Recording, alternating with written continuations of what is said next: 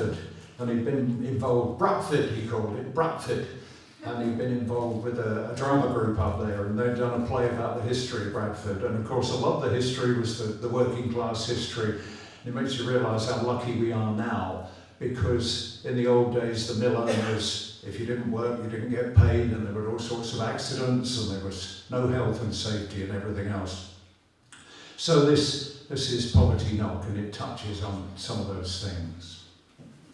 It's up every morning at 5. It's a wonder that we keep alive. Tired and yawning all on the cold morning. It's back to the dreary old drive. You can join in. Poverty, poverty knock.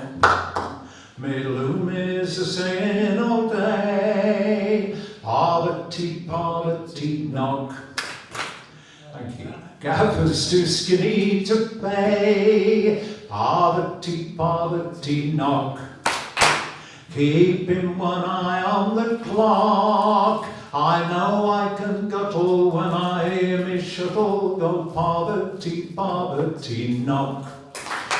Thank you. Gaffer is stood at the gate. Oh dear, we're going to be late. We're out of pocket, our wages he'll dock it. We'll have to buy grub on the slate. Poverty, poverty knock. Me loom is a saying all day. Poverty, poverty knock. Gaffers too skinny to pay. Poverty, poverty knock. Keeping one eye on the clock. I know I can guttle when I hear me shuttle go. Poverty, poverty knock.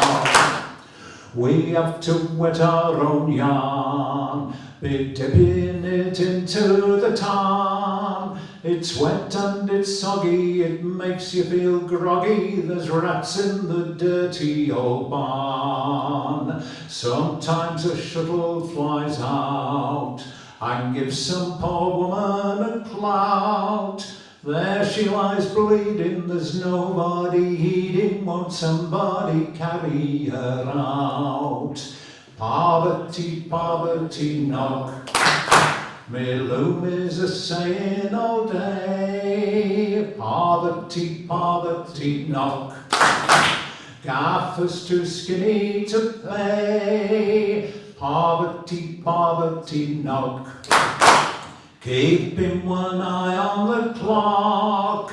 I know I can guttle when I hear me shuttle go. Poverty, poverty knock. Tuna won't come to me loom. He'd much rather sit on his barm. He's that busy a-courting our Lizzie that I cannot get him to come.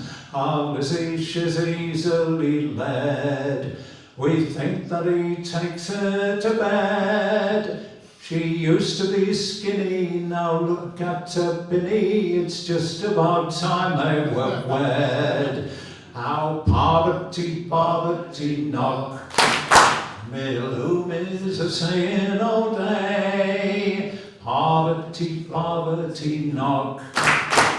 Gaffers too skinny to pay. Poverty, poverty knock.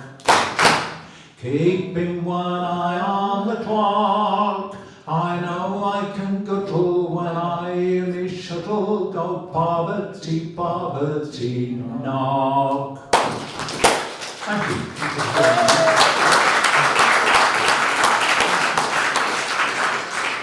If I can remember this one, this isn't a folk song, it's a poem by a man called Hilaire Belloc, and he wrote a series of poems, cautionary tales. He came up in a quiz the other night. I think he was on the Chase. His name. Which one of these French-sounding surnames wasn't French? And I think his father was Belgian, but he grew up here.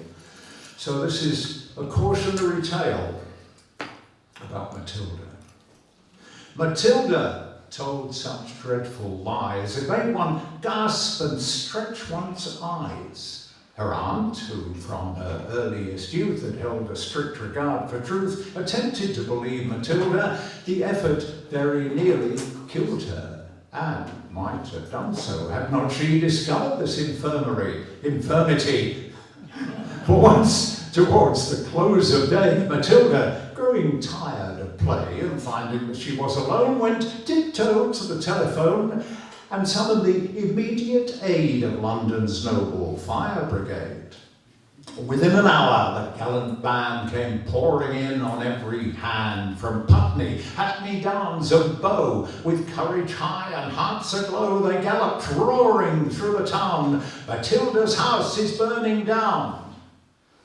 Encouraged by great cheers and loud proceeding from the frenzied crowd, they ran their ladders through a score of windows on the ballroom floor and took peculiar pains to douse the pictures up and down the house, until Matilda's aunt succeeded in showing them they were not needed, and even then she had to pay to get the men to go away.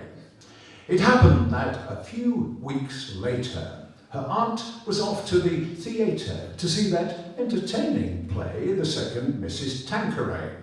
She had refused to take her niece to see this entertaining piece, a deprivation just and wise to punish her for telling lies. That night a fire did break out. You should have heard Matilda shout. You should have heard her scream and bawl, and throwing up the windows, call to people passing in the street, the rapidly increasing heat encouraging her to obtain their confidence, but all in vain, for every time she shouted, "Ah!" they only answered, "Little liar!" And so, before her aunt returned, Matilda and the house were burned. Thank you. Just a little bit of